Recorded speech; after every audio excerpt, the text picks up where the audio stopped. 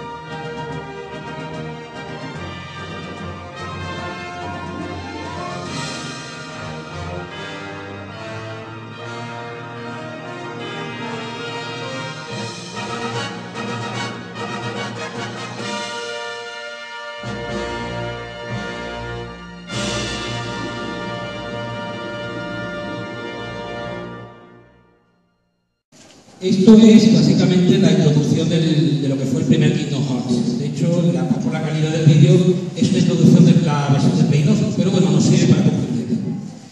¿Qué es Kingdom Hearts? Pues a grandes rasgos es un action RPG que combina los mundos de Squaresoft, Enix y de lo que es la propia Disney. Esta conferencia está pensada para personas que no conozcan la saga, o sea, estoy teniendo cuidado de no soltar ningún spoiler sobre la trama y en esas mismas condiciones os pediré en el turno de preguntas que no soltéis ningún spoiler, más que nada porque no sé a qué nivel estará cada uno. De hecho, yo mismo puedo decir que hay 2 o 3 juegos que todavía no me he hecho.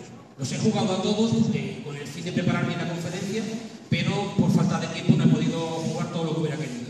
En cualquier caso, no os preocupéis que estoy bastante cansado de eso. Vamos a empezar hablando de los crossovers. Los crossovers son algo que hace ya mucho tiempo que se vienen dando. Recordamos casos como el Marvel vs SNK, Marvel vs Capcom, SNK vs Capcom, ha habido muchos crossovers por ahí. La mayoría de los crossovers, a lo que se funcionan de nivel de argumento, suelen ser cosas muy simplonas. Argumentos de se encuentran los personajes, tienen un encuentro inicial que queda en empate y después aparece un malo final de cualquiera de los dos mundos, o incluso algunas veces malo de los dos, y ahí se acaba la historia. Eso viene a definir muchísimos crossovers de los que se han ido haciendo. Lo cual, bueno, no está mal. Por ejemplo, en los casos de los juegos de lucha tampoco vamos a pedir un argumento shakespeariano. Funciona y nos sirve. Pero Square ha querido llegar un poquito más lejos. Y luego traemos un poco a comentar esto. Quiero hablar un pelín de la negociación. La negociación a la hora de hacer un crossover no es fácil. Las compañías a la hora de juntarse ponen muchas pegas. Aquí, esta foto la tengo, pero os voy a comentar una pequeña anécdota que me pasó a mí. Cuando en su día un amigo mío me dijo, va a haber una película de Arnold Schwarzenegger con Jackie Chan hecha por Disney sobre la vuelta al mundo. Y decía, ¿qué me estáis contando? O sea, ¿qué dices? Y lo peor es que ahí la tenéis, se hizo realidad, esa película existió. Con la saga Kingdom Hearts pasó un poco igual. Yo cuando empecé a escuchar que Disney iba a colaborar con Square y que iban a hacer un juego juntos, ¿qué dices? Esto no puede ser.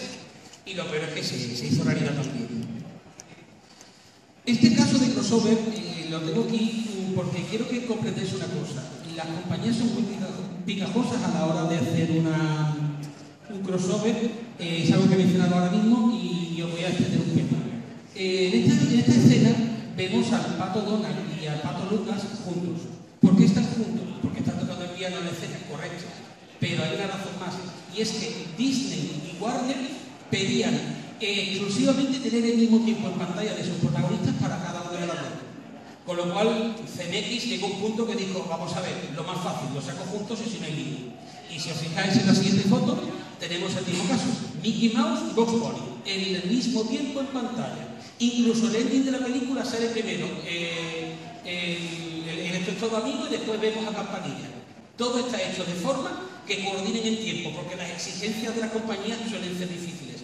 Hacer un crossover requiere equilibrio, mucho equilibrio, malabarismo puro a la hora de hacer un guión. Y en este caso, pues, lo han conseguido con creces. Hablando de conseguir, voy a mencionaros, no voy a contar su vida de milagro, pero es necesario hablar de este señor, de Tetsuya Nomura, que empezó su tiempo trabajando para los primeros Final Fantasy. Creó, por ejemplo, al Sensei Gaviani del Final Fantasy VI, un personaje que hace un cameo en el Kingdom Hearts 2, por ejemplo. Ha trabajado con Final Fantasy, como he dicho, para STF, dirigió la película de Children y también codirigió el juego colaboró en el juego de World Ends With You, que hace cameo también en el último Kingdom Hearts, o sea que al final está todo un poco en familia, ¿no? También durante un tiempo colaboró en lo que sería el proyecto Final Fantasy Versus 13, que hoy en día es Final Fantasy XV, del cual hablaremos más tarde y veréis cómo este dato que doy resulta importante. Y también os quiero hablar de Yoko Shimomura. Yoko Shimomura es, para algunos, un nombre más una compositora. Pues sí, es una compositora, pero es una compositora que, para que os hagáis una idea, nos ha regalado obras como la banda sonora de Street Fighter 2. No todas, pero la inmensa mayoría de las canciones son suyas. También ha trabajado en King of Dragons, Parasite Eve, Xenoblade Chronicles, Final Fantasy XV, que se supone que va a colaborar, y obviamente también la saga Kingdom Hearts. Esos son algunos, ha hecho muchos más proyectos. Entonces, bueno, esta compositora ha cogido las canciones las canciones que se me ha ido el nombre de la cantante ahora, la de Simple and Clean y la de Sanctuary, y las ha llevado a la orquestación. La que hemos escuchado antes era una versión orquestada de Simple and Clean, que es la canción suena después en la intro, y la verdad es que sus composiciones son buenísimas y es un nivel de epicidad que transmite, que escucharse la banda sonora de cualquiera de los juegos es un deleite. También ha usado temas de la propia obra, es decir, escucharemos temas de La Sirenita, escucharemos incluso de Piratas del Caribe. A lo largo de los juegos nos vamos a encontrar con muchísimos temas adaptados de las películas u obras correspondientes. Vamos a hablar un poquito del argumento. El argumento de Kingdom Hearts tiene una estructura hecha un poco parecida a lo que son las series de televisión. Es decir, si os fijáis en el mapa, este es el mapa del mundo del primer juego. Todas las primera ciudad es la ciudad que va a hacer las veces de base, y de ahí vamos a empezar a movernos de un sitio a otro. Estos mundos, cada uno tiene su pequeña historia particular que está sacada de las películas correspondientes. Es decir, en el mundo de Alicia, pues ayudaremos a Alicia en el juicio; en el mundo de Hércules, 3/4 de lo mismo, ayudaremos a Hércules en todos los problemas que hay, con naves y con todo lo que se desarrolla. Son versiones resumidas y cambiadas de las películas porque están ahí. ¿Qué ocurre? Que, aparte de eso, entre mundo y mundo, y en algunos momentos iremos viendo retazos de lo que es la trama principal del juego, que la veremos si os fijáis los mundos que hay a la derecha, el End of the World y el Bastión Hueco, Hollow Bastion. Ahí es donde realmente va a estallar la trama, donde realmente vamos a enterarnos de qué ocurre y de por qué pasa todo lo que pasa. Yendo un poco a resumir, la historia viene a ser la de 3 protagonistas, Sora, Riku y Kairi, que son exclusivos, y ellos, que viven en una isla y tienen planes de irse por ahí, de vivir aventuras, pues se ven metidos en algo mucho más grande de lo que esperaban.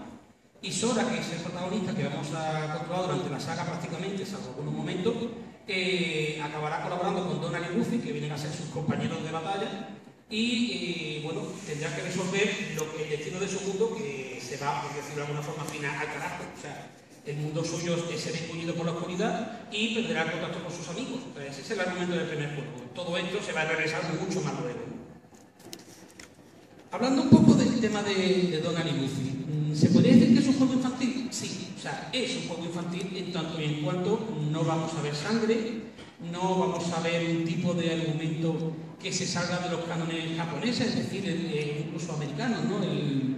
Los ideales, los buenos y los malos, aunque a veces habrá grises, no es un mundo blanco y negro en cuanto a buenos y malos, y obviamente la moralidad. Es decir, no vamos a ver un mundo, siempre vamos a incentivar la amistad y la lucha por ideales. No es un mundo de antihéroes en el sentido estricto. Hay toques, por supuesto, pero no nos vamos a encontrar otra cosa. Aún así, a mí la trama me parece magnífica, muy enrevesada, sobre todo en el caso del 2, la trama del 2 es enrevesada a más no poder, y yo creo que no se pierde el interés jugando, aunque no sea para adultos. Yo a nivel de epicidad lo compararía con Toy Story o incluso con One Piece, aunque en One Piece sí se tolera más la sangre que aquí, ¿no? Pero es eso, es un tipo de epicidad que obviamente no es 300, no nos engañemos, no va a tirar por ahí, ni vamos a ver violaciones en Kingdom Hearts, ese creo que es evidente, ¿no? Aquí tenemos uno de estos casos, ¿no? En el juego pues está Winnie the Pooh, la verdad es que es poco porque hay que jugar esta parte, y es bastante opcional, pero bueno, da cosas, da ítems y cosas útiles. Y bueno, he querido meter la imagen como para dejar un poco claro el tema, ¿no? Estos son los 3 protagonistas que van a desarrollar lo que es toda la historia. La trama del sistema troncal de estos juegos viene con Kingdom Hearts 1, Chain of Memories y Kingdom Hearts 2. Luego hablaré un poco más de cada uno de los 3. Esos son los 3 juegos que desarrollan lo que es el argumento principal. Después hay una cantidad de ramales que concluyen con el Dream Drop Distance, que es el último que ha salido, que cuenta un poco más allá de Kingdom Hearts 2, pero la trama gorda, lo que es lo principal, va a ocurrir en esos 3 juegos que os he mencionado.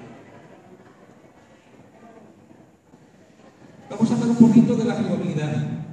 La jugabilidad de este juego ha intentado usar un sistema parecido a lo que ha sido Final Fantasy. De hecho, esa pantalla de marcadores abajo a la izquierda, para cualquiera que haya jugado Final Fantasy del 1 al 9 y 10, yo creo que ni todos la vamos a recordar, es decir, con una estructura con otra, pero siempre ha estado ahí esa estructura. Lo que ocurre es que en este juego la estructura pasa a un punto secundario. Es decir, los comandos están bien y funcionan, pero atacar siempre va a ser el mismo botón.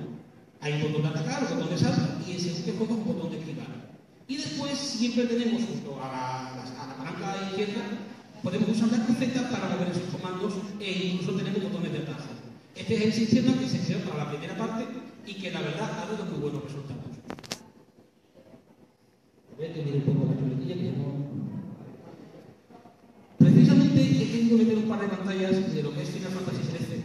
Final Fantasy XIII, que se supone que iba a intentar hacer algo más avanzado de lo que ha sido la saga hasta ahora, que ha ocurrido que personalmente a mí me gusta, pero es un descalabro a nivel de jugabilidad, en el sentido de que la jugabilidad consiste en cambiar roles, que es lo que vamos a ver aquí, el sanador, el absortor y demás, y realmente no hacemos casi nada en los combates más allá de andar cambiando unas y otras. es un sistema demasiado distinto y no termina de cuadrar. De hecho, tanto es así que Square no ha hecho más que alterarlo en uno y otro juego de la propia saga 13. Si os fijáis, en 13.2 y 13 son más o menos parecidos, pero 13 le da una patada a todo lo anterior. Es decir, Square está intentando, mutando su obra, intentando buscar un equilibrio en un sistema de control que no sea el obsoleto Final Fantasy X, pero que tampoco se vaya a una acción de RPG. Aquí tenéis lo que os comentaba. Si os fijáis, los comandos se meten y están ahí a la izquierda, pues se meten automáticamente. Tú le das al rol, puedes meterlo a mano, pero la velocidad de los combates obliga muchas veces a coger el rol que sea y listo. Al final acabas cambiando más de roles durante el combate que otra cosa, ¿no? Y ese es el tema en cuestión del que os vengo a contar. En Kingdom Hearts, sin embargo, pues meten este sistema del que hemos hablado e incluso inventan después el botoncito de comandos, que es el triángulo, que para hacer ciertos combos resulta muy útil y en ciertos momentos concretos también. Entonces, yo creo que gana muchísimo y tanto es así que, como comenté antes, Nomura colabora con Final Fantasy XV y Final Fantasy XV va a tener este sistema de control, con lo cual yo creo que va a adaptar mucho. Aquí os dejo otra cosa muy interesante. Este es el sistema de comandos que aparece en uno de los juegos, luego entraremos en ello, y este sistema que nos permite introducir comandos está pensado para que, en vez de tener que estar con atajos poniendo las magias y demás, tengamos una serie de comandos que equipamos y usamos todo el rato un triángulo para ir activándolo. De contar parece extraño, pero garantizo que a la hora de jugarlo resulta mucho más cómodo que cualquier otro sistema.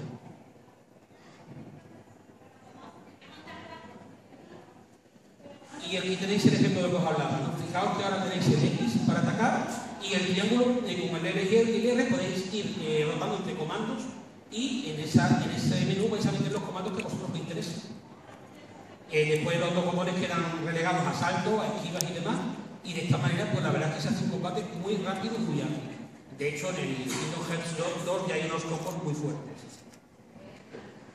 Vamos a hablar un poquito de lo que es el primero de Kingdom Hearts. El argumento es más o menos lo que os he contado ya, es decir, vamos a manejar a Sora, vamos a pasearlo por los mundos, vamos a recorrer pues lo que un poco hemos visto en la intro, ¿no? Peter Pan, Alicia, Hércules, la Sirenita, y al mismo tiempo pues vamos a investigar por qué el mundo del protagonista ha sido engullido por la oscuridad y quién está detrás de esa oscuridad, porque obviamente aquí hay bandos, aquí hay dos bandos. Los enemigos son los que se conocen como los sin corazón, los Heartless. Y claro, el protagonista es el único capaz de invocar esa llave que lleva en la mano, la llave espada. Y bueno, a reseñable pues tenéis a Donald al lado, que el compañero, si os fijáis, tiene una barra de energía arriba a la derecha y los comandos abajo a la izquierda, como ya hemos dicho. O sea, es un sistema bastante cómodo y bastante llevable. Ya os digo que después se explora y se mejora más, pero vamos, en el primer juego funciona muy bien. Este fondo que veis así tan extraño es Monstruo, la ballena que se come a Pinocho y a Geppetto en la película, que también es visitada en el juego. También incluye un minijuego de naves, que es este que estáis viendo aquí, que se supone que caen unos trozos de meteorito, que son los trozos Gumi, y vas construyendo naves. No fue especialmente aceptado, pero bueno, yo no lo vi mal, tampoco lo vi tan exigente como para que fuera tedioso. Ahora, es cierto que tiene sus retos, si lo ponéis a dificultades altas no es nada fácil pasarse esto, es como todo. Aquí tenemos pues, lo que son los personajes principales, ¿no? Es interesante cómo se ha tocado, por ejemplo, las personalidades de Donald y Goofy, que son, que todos los conocemos, de Disney de toda la vida. Donald se convierte en el mago y se convierte, o sea, mantiene su carácter de cascarrabias que siempre ha tenido, y en el juego, pese a que es leal, es un personaje con el que discute mucho con el protagonista, que la verdad es que rabia con facilidad, muy en la línea de lo que es. Y Goofy, pese a torpe, como siempre ha sido en toda su obra, en esta saga, se convierte en el personaje, por decirlo de alguna forma, más sensato. El que va a dar el consejo más lógico y el que va a mantener la sangre más fría siempre va a ser Goofy. Respecto a Kairi y a Riku, son personajes que les perderemos el contacto al principio del juego y que a lo largo de la trama pues haremos de ellos y de lo que les depara. También tengo que comentaros, desgraciadamente, lo que fue la conversión a PAL. La conversión a PAL de este juego fue bastante penosa. Hablamos de la conversión en su día, de la PlayStation 2. No sé si sabéis, el problema de la conversión PAL es que el PAL tiene 100 líneas más que el NTSC, pero trabaja a 10 o menos de velocidad. Es decir, La imagen es más lenta y tiene más borde, que es lo que ocurre con todos los juegos de la época. Y Kingdom Hearts no fue una excepción. En aquella época, jugarlo en el original era ver un personaje lento en movimiento y tener unos bordes enormes. O sea, merecía más la pena jugar en la versión americana importada que jugar la PAL. Aunque es cierto que la PAL estaba en castellano, por lo menos los textos. Fue ahora, bueno, hasta el Kingdom Hearts HD Remix 1.5 y aquí lo tenemos en 1080 y perfectamente jugable, claro. O sea, eso ya ahora no es ningún problema. Vamos a hablar ahora de Kingdom Hearts Time of Memories, que es un juego que apareció en Game Boy. Se sitúa justo después del primer Kingdom Hearts y por eso voy a hablar un poquito del argumento. Pero basta decir que Sora y sus amigos se ven arrastrados a un castillo que se llama el Castillo del Olvido. Y un personaje que ha escuchado les dice que olvidarán cosas pero que sacan otras. Y les explica el tristemente conocido sistema de cartas de este juego, que personalmente a mi gusto me parece tedioso y horrible. O sea, habrá quien me dirá, oye, pues a mí me gusta. Yo lo he tenido, yo me he hecho las 2 vueltas que tiene el juego y vamos, lo llevé fatal. Un sistema que me pareció horrible. Ha tenido una importancia, ya os comentaré por qué, pero no me gustó nada.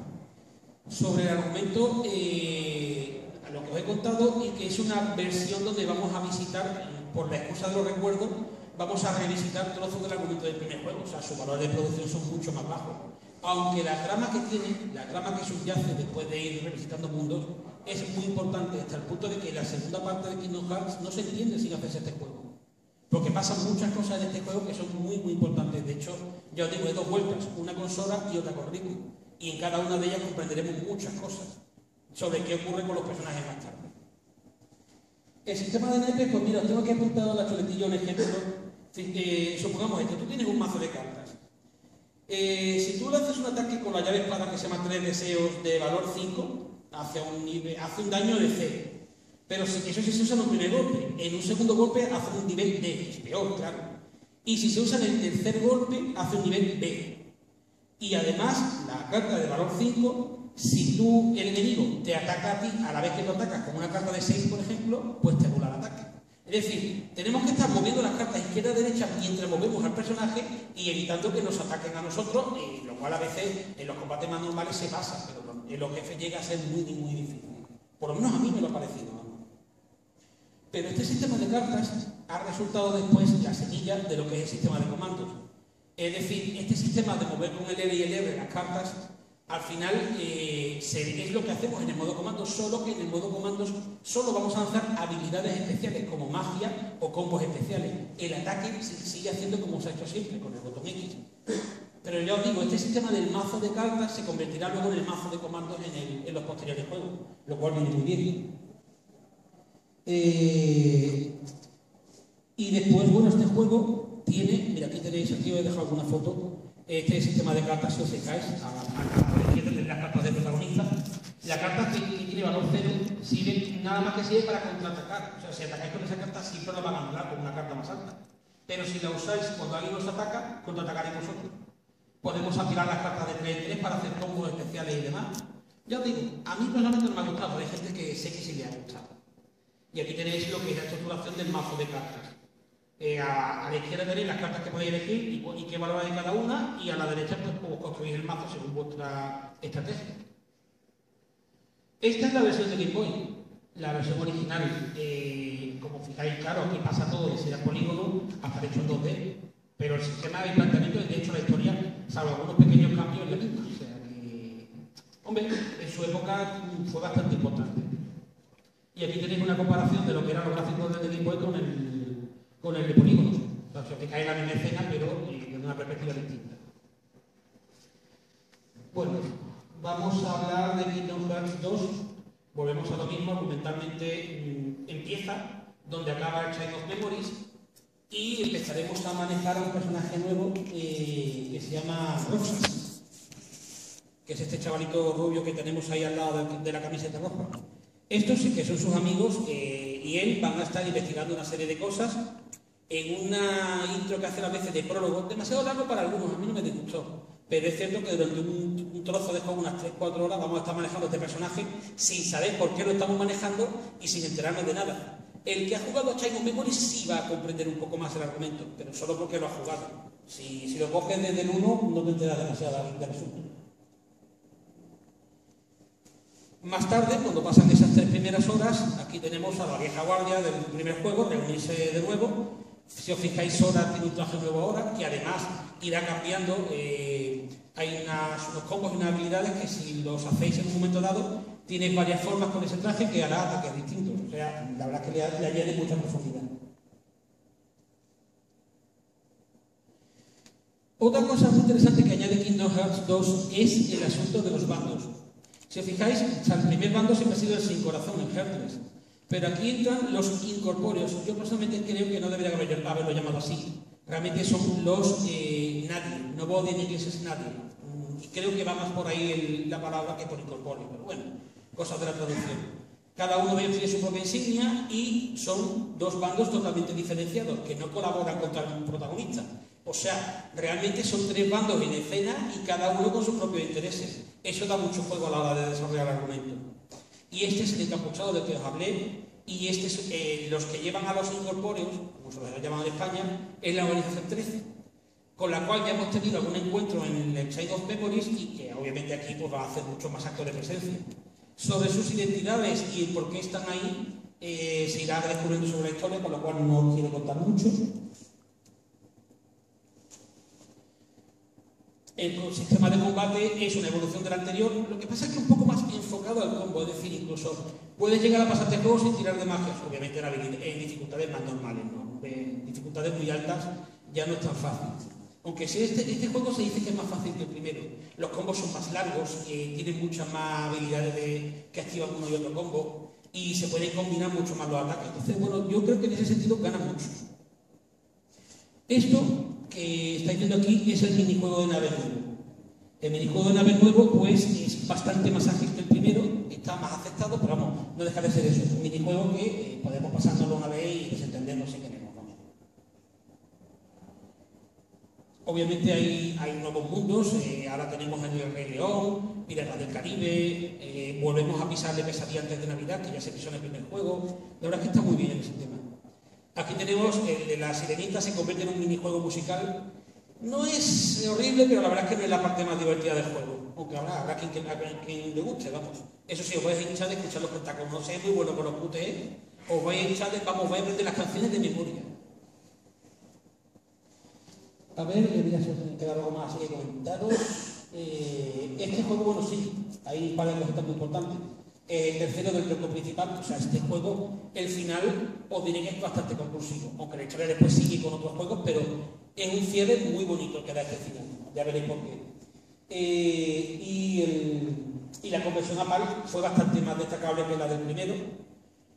Para empezar, y más importante porque trajo doblaje en castellano, que ahora diré alguna voz que dirás que traía, y en segundo lugar porque los bordes se quitaron, o sea, se hizo una reescalada de la imagen hacia arriba y hacia abajo para que no quedara achatada, y además se aceleró la imagen para que, aun siendo PAL, no tuviera esa sensación de ralentización que había en el primero.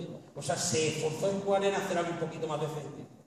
Y en cuanto a las voces, tengo aquí un poco un chuletario. Antonio Villar, que es el que dirige el doblaje, con la voz de Tiff. Adolfo Moreno, que todo el mundo conocemos por Ash en Pokémon, es el que pone la voz de Sora, aunque eso me ha hecho mucho más. Roberto Encinas, que últimamente está muy conocido por ser Nathan Drake, es la voz de Ansem, que es un personaje fundamental.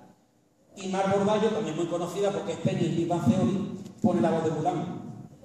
Lorenzo Beteta, que es nuestro amigo Wilson en House o Mulder en Expediente X, pone la voz de Auron. Y bueno, tú sabes lo que siempre más Pablo Adán, que es pone la voz de Mufasa, sustituyendo a Constantino Romero, que no lo han contratado para el juego. Y la voz de Sheldon, Fernando Cabrera, pone la voz de Simba. Realmente son voces maravillosas todas. El doblaje en castellano para mí es de los más ambiciosos que se ha hecho en un videojuego de esta característica. Incluso por encima de Metal Gear, que obviamente es el que todos más recordamos, pero este doblaje tiene muchas voces.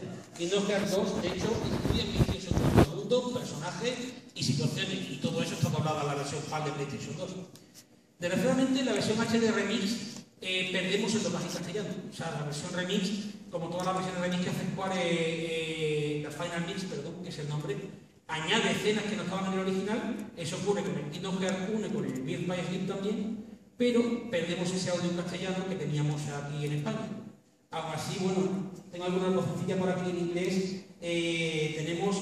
Yo cuando escuché a Liz en inglés dije, uy, qué vozarrón, ¿quién es esta voz? Y después dije, me suena demasiado. Y cuando miré, me encuentro que es Christopher Lee, que últimamente conocemos todos porque está cantando villancicos navideños heavy, pero también podemos decir que hace la voz de Saruman, vamos a hacer de Saruman en El Hobbit y El Señor de los Anillos, que obviamente lo recordaréis más. La verdad es que Christopher Lee ha hecho mucho más que eso, pero bueno, no me voy a poner con toda la biografía de este hombre. Angela Lansbury, que es la señora Potts en La Bella y la Bestia, en la película, repite para el juego también. Bueno, Angela Lansbury lo conocía por ser Jessica Fletcher, para los más viejunos. Y incluso otro para los viejunos, Noriyuki Morita, que de aquí los más viejunos conocemos por ser el señor Miyagi, pues también pone la voz como el emperador en China. Y bueno, James Woods, que hace igual que en la película, repite en el juego como Hades. Hay muchas más voces, de hecho la sirenita y la dobla la cantante original. O sea, la versión inglesa tiraron la casa por la ventana en su época de Play 2 y lo han repetido, algunas la han reutilizado, otras la han redoblado. De hecho, puedo decir que hay cosas que han tenido que poner un segundo doblaje porque el doblaje original de Mickey Mouse en inglés se murió ya hace tiempo. Entonces hay cosas que han tenido que redoblar. Pero vamos, ya os digo, merece mucho la pena la versión HD, aparte de que han puesto escenarios mejorados y demás, que ganan. Escenarios mejorados, me refiero, por ejemplo, en el mundo de Pesadillas de Navidad visitamos la ciudad de Navidad. ¿Qué ocurre? Que en la versión de Play 2 los personajes iban vestidos de Halloween, quedaba un poco raro. Y la música es una versión instrumental de estos Halloween. Entonces, en esta versión lo que han hecho es que cuando entramos exclusivamente en el mundo de Navidad, los personajes llevan un traje distinto y solo un tema navideño. Entonces queda como más redondo. Esto ya estaba en la versión Final Mix, que esa no salió en Japón, en PlayStation 2, pero ahora la tenemos a nivel mundial, lo cual está muy bien. Vamos a hablar de Kingdom Hearts Coded, que es este. Que bueno, aquí pone el Coded porque es la versión rehecha.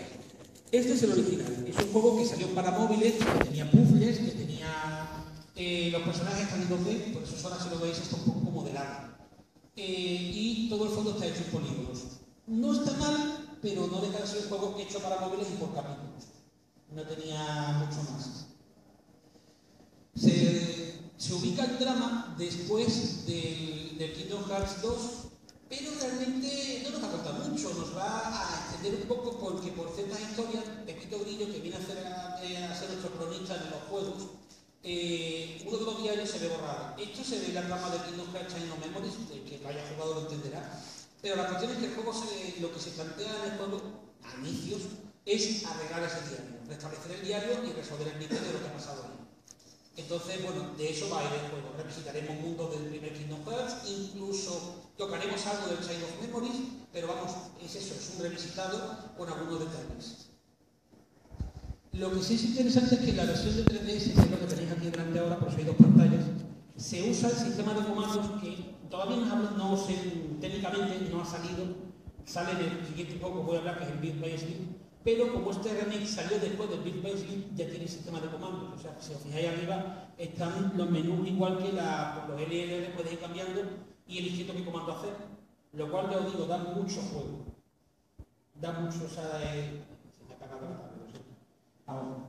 Y este sistema, pues, lo vamos a ver, vamos a poder configurar los comandos como ya os enseñé antes en el otro juego. Este es el modo película. El modo película que va a venir en el Kingdom Hearts HD Remix 2, el 2.5, donde no nos van a dejar jugar este juego, pero podemos ver la historia. Ya digo que para mi gusto tampoco se pierde demasiado, aunque bueno, que lo tengan de ese, que se lo hagáis, que siempre va a ser mejor jugarlo que verlo. Vamos a ver, bueno sí, este juego, igual que Kingdom Hearts el 1 y el 2, tiene un final secreto.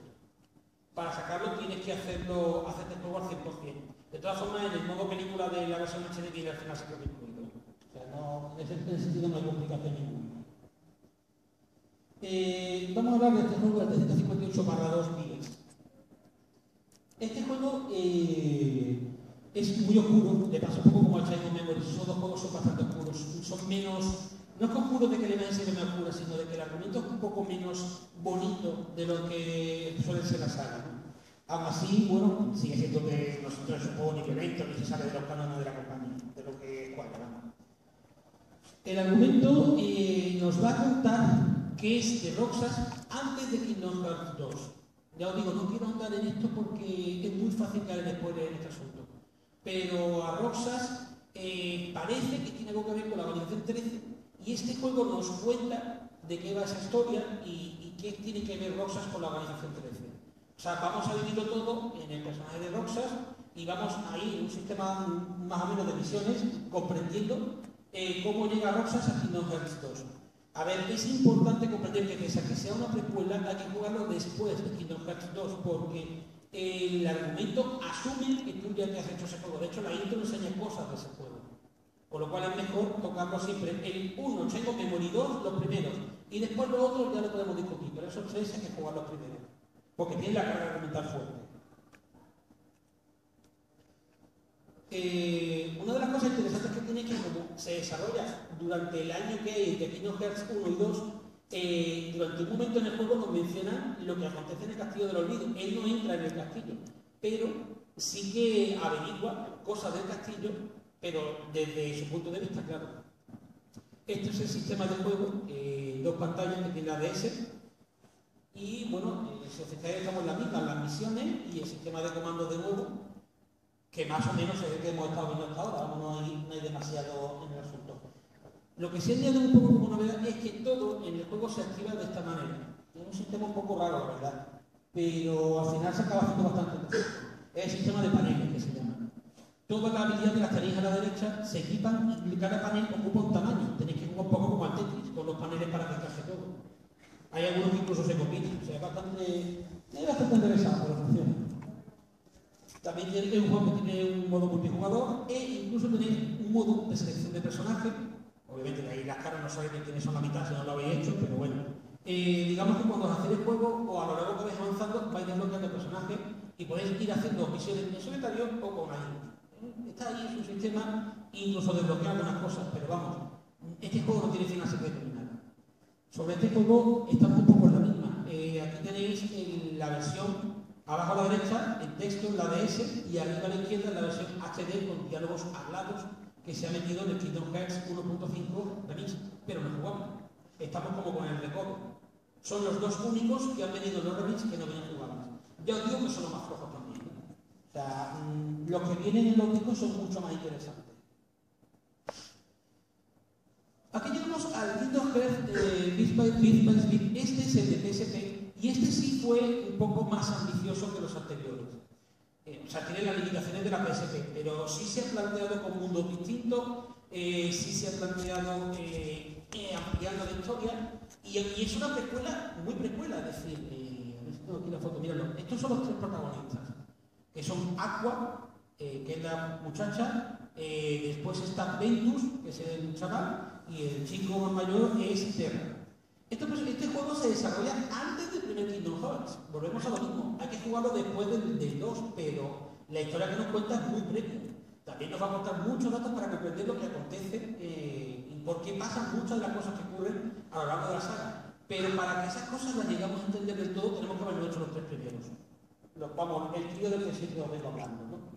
Este juego también es importante porque es el que ha traído ese sistema de comandos heredado desde las cartas que ya hemos dicho que se han tocado en el Recoder. Pero es que claro, ya digo, este juego que salió en el 2010 y el Recoder salió en el 2011, pero el Recoder que es un remake de un juego anterior. Por eso lo he puesto antes, ¿no? Ese sistema de comandos es este. Nosotros editamos como si fuera el mazo de cartas, del que hablamos antes, editamos el mazo de comandos. Según vayamos subiendo niveles, podremos ir metiendo más comandos. Y en combate podemos ir rotando con L y R. Los comandos los tenemos ahí arriba, es el 3, y si os fijáis, una de las partes está como roja. Eso es porque se ha usado y está cargado. Para que no podamos spamear los comandos continuamente, pues una vez que se usan, pues tarda en cargar. Hay comandos, los ataques más fuertes pueden llegar a tardar mucho en volver a cargarse. Por lo cual tenemos que tener un puntito estratégico a la hora de cuando usarlo y guardarlos para cuando haga mucha falta. Y ya os digo, como los comandos se pueden combinar entre ellos, podemos hacer, por ejemplo, un combo normal, lo combinamos con una bola de fuego y nos sale un combo de fuego. Por poner un ejemplo muy simple. Hay muchas combinaciones y cuando aprendemos a hacer las combinaciones adecuadas o la buscamos una su siguiente guía a cada uno, podemos hacer ataques muy poderosos en el juego, lo cual pues, ya os digo que da mucha profundidad y es un sistema que creo yo que ha venido para quedarse. Yo diría que eso ya se va a quedar para los restos, en la saga. También contamos con un ataque de estilo, que básicamente según vamos lanzando comandos, se llena la barra amarilla que hay encima y nos permite hacer otro tipo de ataques especiales. Bueno, este juego ha metido muchas mecánicas. Yo creo que el más profundo que ha salido en combates. A mi gusto personal, vamos. Y esto es un minijuego que nos han metido. Bueno, se me ha olvidado me salta un poquito el tiro certero y el delín. El tiro certero es básicamente unos ataques que hacemos usando una combinación de botones. Vemos la imagen en primera persona y seleccionamos objetivos para atacar. Es curioso, ¿no? Pero no es de lo más reseñable. El delín es que podemos usar personajes amigos para hacer ataques especiales en un momento dado. Ya os digo, yo creo que esas no son tan importantes, pero el sistema de combos y de comandos que dije antes sí. Esto es lo mismo, aquí en vez de minijuego de nave tenemos un minijuego parecido a la, que os digo yo, a Monopoly, donde tenemos que ir jugando contra otros rivales de la propia IA y podemos ir desbloqueando habilidades. No deja de ser curioso, pero no deja de ser eso, un minijuego. A ver, como decía antes también, es un juego de PSP. No esperéis el nivel de calidad de PlayStation 2. O sea, incluso la versión HD se nota. Hay una escena que es reseñable porque es el baile de la Cenicienta y cuando entráis en la sala del baile hay literalmente 5 personas. Entonces, esa sensación de muchedumbre como que no la vamos a ver. Ni siquiera han arreglado eso en la versión HD, pues ya haberlo hecho, la verdad. Pero no lo han hecho. Entonces, notamos y siempre vamos a notar que es una versión de consola menor. Pero aún así los valores de producción son más altos de lo que han sido los otros dos que os mencioné antes. Por eso quizá los otros dos se han quedado como película en lugar de hacerse jugables en la versión HD. Aquí tenéis pues, la conversión, arriba el de PSP y abajo la versión en HD, que se hace que pues gana la textura y gana los diseños básicamente. Este juego además es bastante largo, aunque no es tan fuerte en la producción como ya hemos hablado, sí es largo, porque tienes que jugarlo con los 3 personajes. Cada uno tiene su historia y cuando te lo haces con los 3, activas un capítulo secreto y hay un final secreto también. O sea, este juego es bastante profundo dentro de lo que hay. Vamos a ver. Vamos a entrar a hablar del último, que es el Kingdom Hearts 3D Big Drop Distance. Este juego es el último, este no está en ninguna de las adaptaciones de cine, ni en HD Remix 1.5 ni en el 2.5. Este, al ser el último, todavía está en la calle, en 3DS, y no sé si habrá sido por licencias o porque no lo han visto conveniente, pero el hecho es que se ha quedado exclusivamente en la 3DS. Este juego es tristemente conocido por otra razón en España, y es que no ha venido ya no doblado, sino ni siquiera traducido. Es decir, tenemos que hacernos la idea de que aquí no vamos a hablar de Pepito Grillo, vamos a hablar de Jelly Cricket, que es el nombre de Pepito Grillo en inglés, y como esa os digo muchos otros nombres. Chippy Chop en inglés se llama Chippy Day. O sea, a la hora de leerlo, para empezar tiene que ser en inglés, y en segundo lugar, hay nombres que no nos van a sonar en principio, salvo que nos hayamos dedicado a ver cosas en inglés. O hayamos quedado, pues, como habla en inglés la versión de los otros juegos, pues nos hayamos quedado con el audio, pero ya os digo que hay algunos nombres que cambian. Yo no sé por qué se ha producido este movimiento, por qué lo han traído sin traducir el texto. Ya no digo el audio, pero el texto, por amor de Dios, a estas alturas, y siendo un juego orientado de 12 en adelante, yo creo que hubiera sido lo suyo. Pero bueno, es un tema que ya ocurrió en su momento, hubo mucho debate, mucha polémica, pero vamos, ahí se queda. Es la última que ha salido hasta ahora. Este juego se desarrolla detrás del Coder, del que hablamos antes. Pero ocurre una cosa, este juego asume que te has hecho todos los 6 juegos anteriores. O sea, la intro es, hola, me llamo Spoiler, ves la intro y te revienta todo lo que hay de todos los juegos.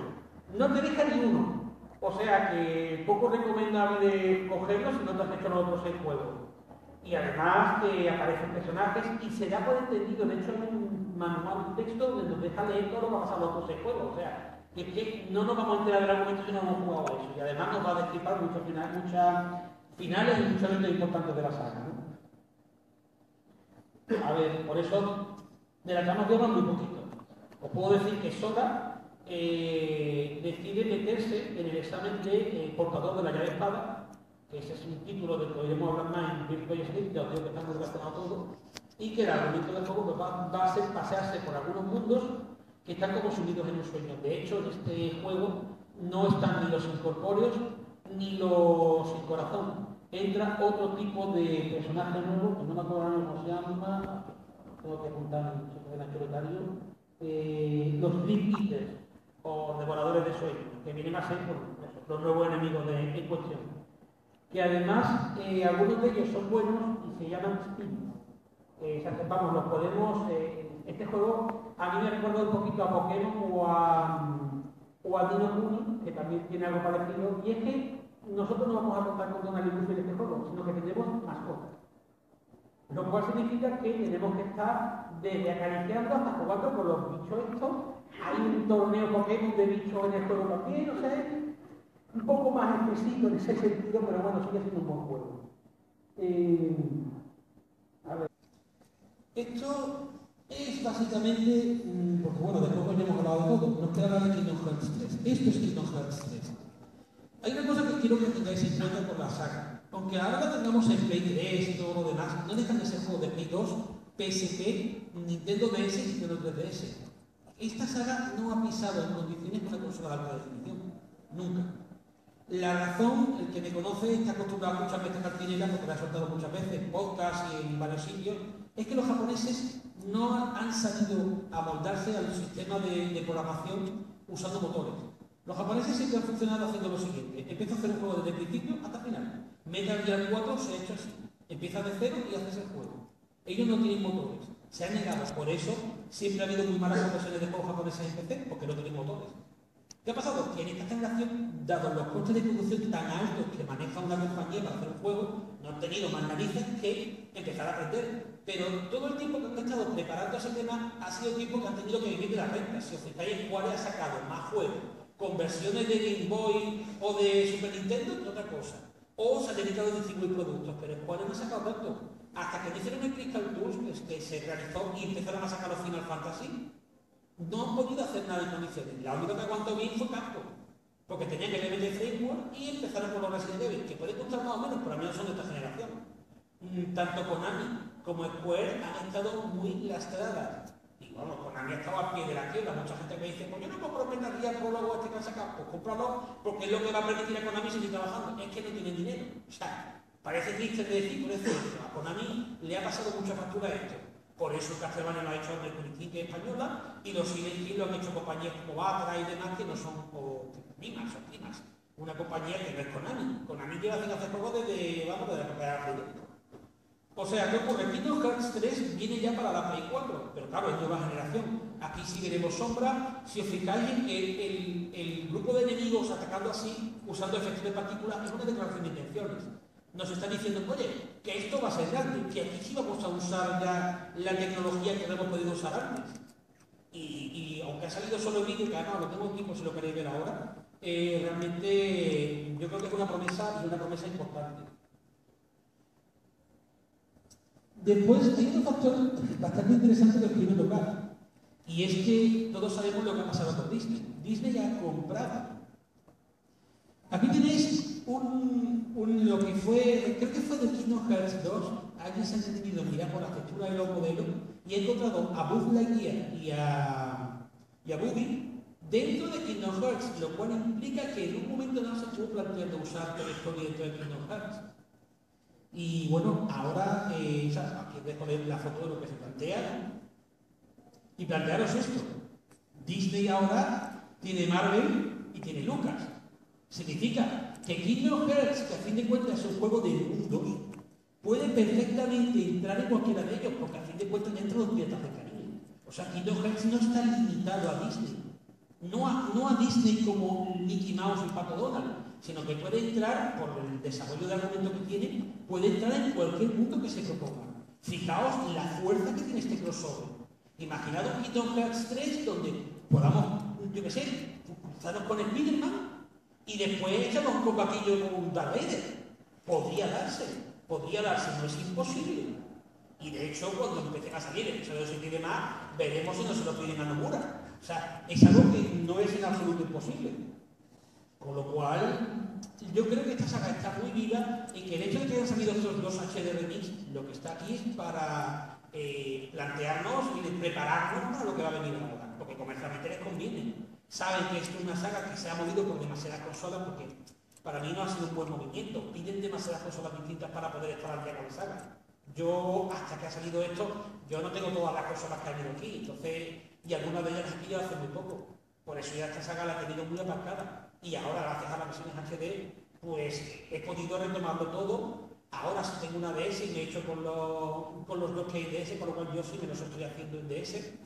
Pero ya os digo, para mí, con los 36 años que gasto, me está mereciendo muchísimo la pena. Y yo estoy disfrutando, yo el 1, el Chain of Memory, el 2, que sí me los he hecho, yo el 2 me dejó flipado al final. Ya os digo, no voy a hablar de ello, pero a mí me ha encantado. Y bueno, esto es realmente la conferencia que os quería dar. Ahora voy a hacer un turno de preguntas, os voy a enseñar, si me lo permitís, el Kingdom Hearts 3, lo poquito que os he enseñado de ello, y ahí pasamos a preguntas. Si os pido, por favor, que no reventéis la trama, por respeto a los que estén aquí, incluso por mí, porque si me contáis cosas de alguno de los últimos juegos, me lo voy a decir para mí también, y preferiría que no ocurriera. Vamos al tema del vídeo, si me lo permitís, y de ahí vamos al turno de preguntas. Yo creo que resulta evidente que esto la PlayStation 2 no lo hace, ¿no? ¿Qué opinaréis?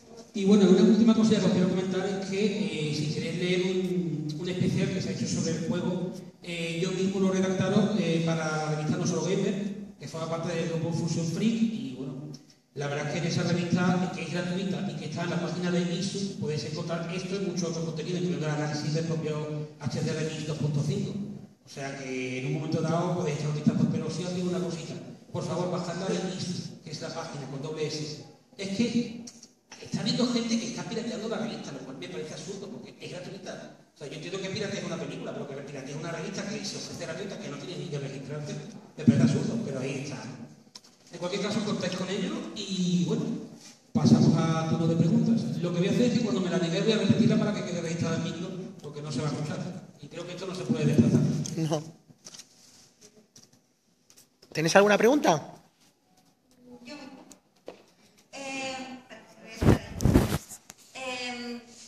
De lo que hemos visto del Kingdom Hearts 3, en cuanto a jugabilidad, no me voy a meter en tema de historia porque ya sabemos todo que es un lío. En cuanto a jugabilidad, sabemos que en el Kingdom Hearts 1, tanto en el 1 como en el 2, les gusta mucho jugar con el tema de invocaciones. ¿Crees que con este nuevo sistema del Beat by Sleep y tal van a meter invocaciones? ¿No la van a meter? ¿Van a ser solamente combos? ¿Cuál es tu opinión? A ver, yo es que diría que si algo que se ha visto antes era una invocación. No estoy seguro realmente, todavía no olvidemos nunca que lo que hemos visto en este vídeo es una promesa, realmente no son nada más imágenes del juego tal cual, porque yo creo que todavía, de hecho, creo recordar que incluso han cambiado de motor, este vídeo está hecho con el Luminous Engine de Square y ahora lo están haciendo con Unreal Engine, o sea, que veremos a ver cuántos cambios hay, pero yo creo que la espectacularidad de las invocaciones no la van a desaprovechar. Yo creo que la PSP sí que hay cosas que ha tocado menos, pero porque las limitaciones del sistema están ahí. Cuando se metan en una cosa de este tipo, tened en cuenta que para los programadores la limitación del sistema es muy importante. Si por los programadores fuera, meten de todo, si por problemas no hay. Pero claro, de hecho le pasó a Kojima. Kojima tenía muchas cosas pensadas para Metal Gear 4, pero tuvo que descartar, porque por más que quieran, la Play 3 tiene sus limitaciones, igual que la tiene el Xbox y todas las demás, igual que ocurrirá con la Play 4. Es decir, ellos tienen unas ideas, intentan desarrollarlas, pero obviamente el hardware manda.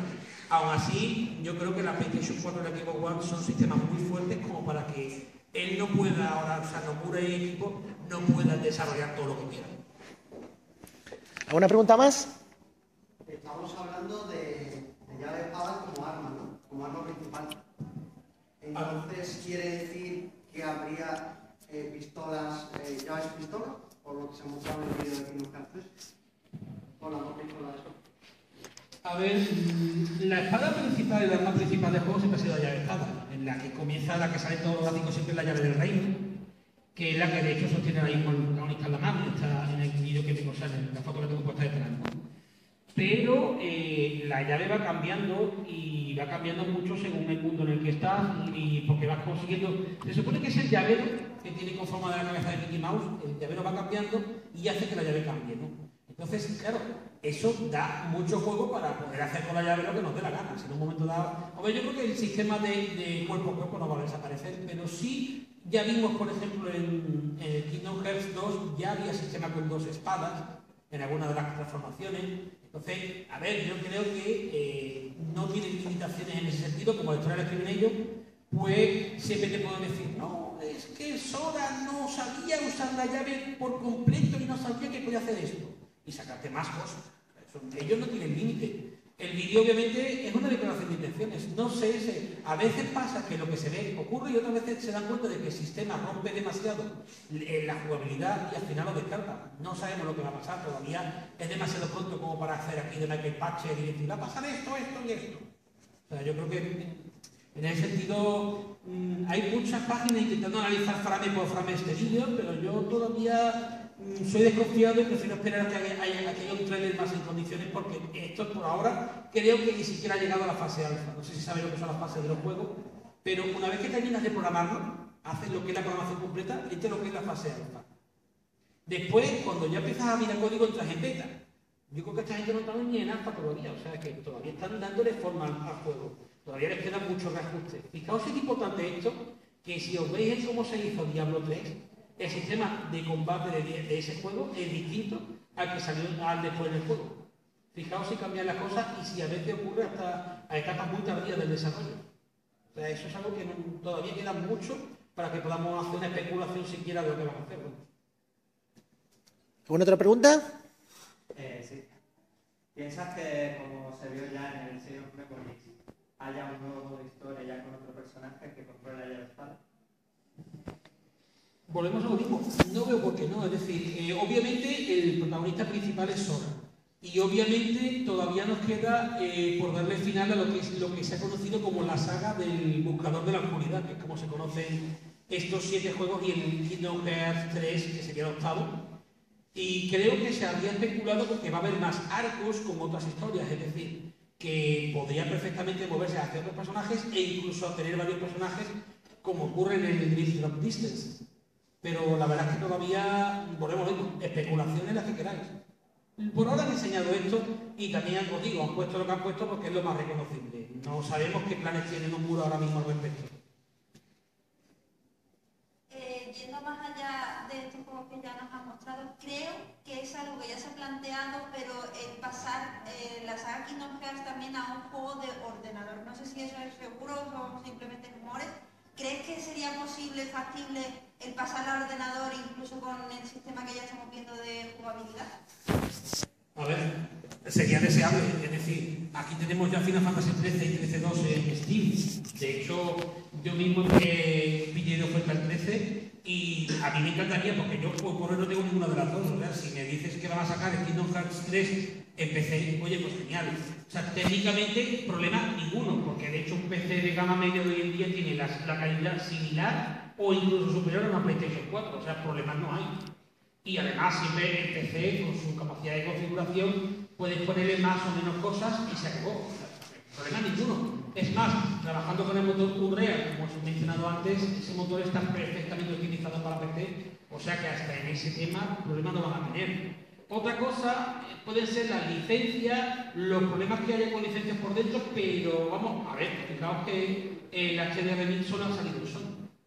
No sé si porque Microsoft, o sea, porque Sony pagó una exclusividad, no sé lo que va a pasar, pero también os digo, fijaos por la misma, que el Street Fighter 5 sale exclusivo para PlayStation y PC, es decir, es como si PC jugara en otra liga.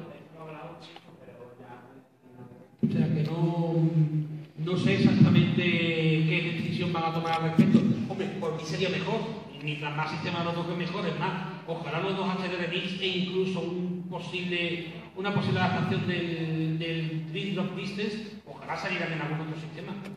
Porque bueno, hoy en día, si no tienes una 3DS, no tienes forma de jugar a la saga completa. Una 3DS y una PlayStation 3 como mínimo. ¿Alguna pregunta más? ¿Alguien quiere preguntar más? Pues si queréis damos por concluida la charla. Un fuerte aplauso para Sergio.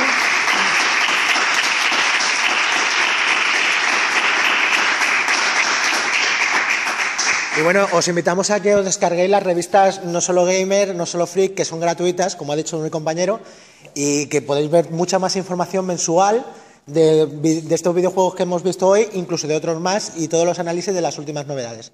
Muchísimas gracias por asistir a este evento.